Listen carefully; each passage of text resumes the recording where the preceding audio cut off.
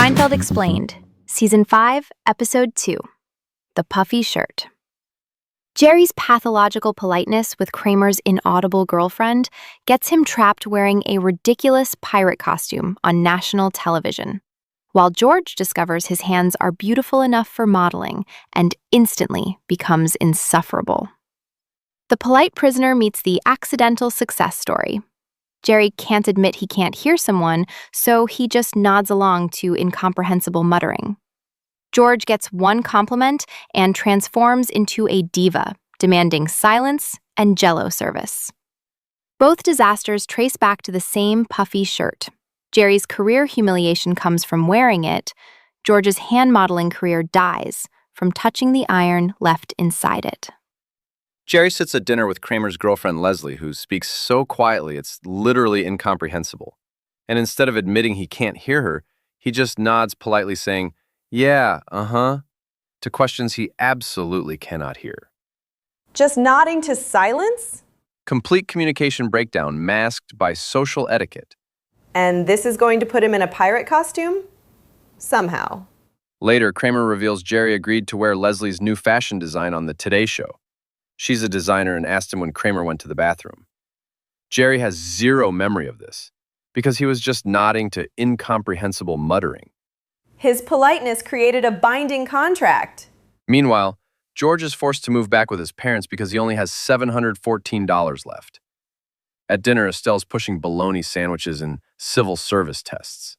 While fleeing the table, he bumps into a woman who stares at his hands and declares them exquisite. She's a modeling agent. His explanation about failing civil service tests becomes his modeling origin story. Jerry finally sees the actual puffy shirt, and it's exactly as ridiculous as the name suggests. Massively puffed sleeves like a Renaissance pirate. Kramer thinks it looks fantastic, and that everyone will be dressing like pirates soon. The gap between Kramer's genuine enthusiasm and objective reality is perfect. Elaine points out Jerry will be promoting a benefit to clothe homeless people while dressed like the Count of Monte Cristo. The costume contradicts the entire message.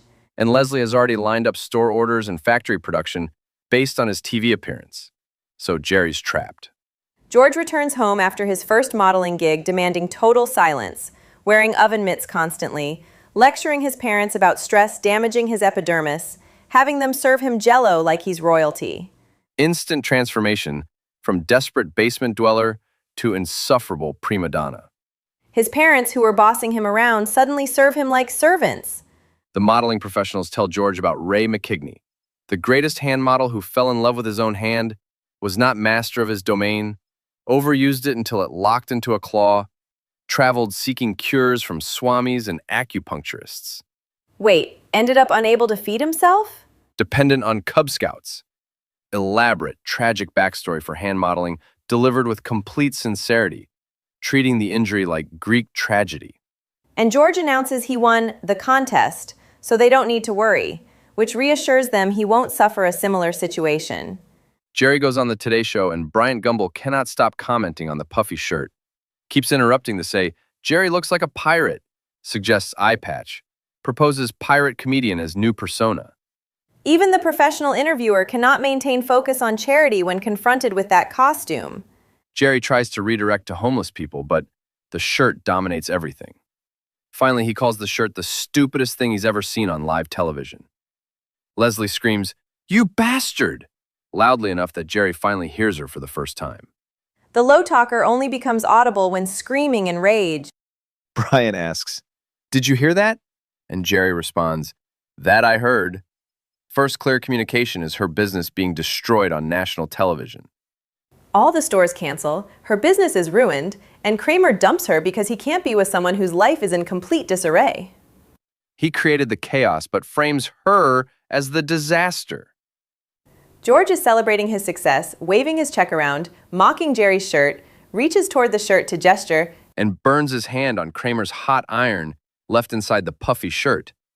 Immediate screaming. Hand destroyed, modeling career over. The catastrophic timing. His career lasted exactly long enough for him to become insufferable before being destroyed by the same object that destroyed Jerry.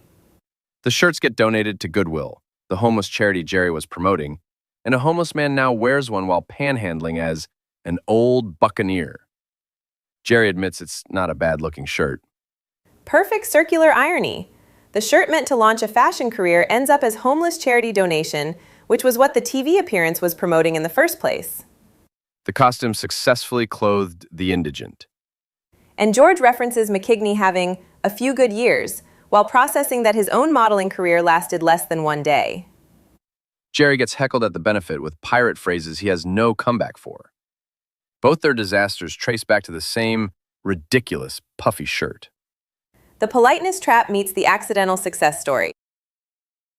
Jerry's politeness disaster operates exactly like every protocol failure. Minor social cowardice creates comprehensive catastrophe.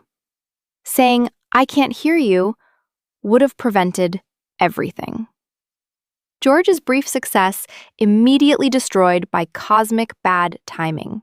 The universe allows him exactly long enough to become insufferable before the iron takes it away. And the homeless buccaneer is the only person who makes the pirate look work.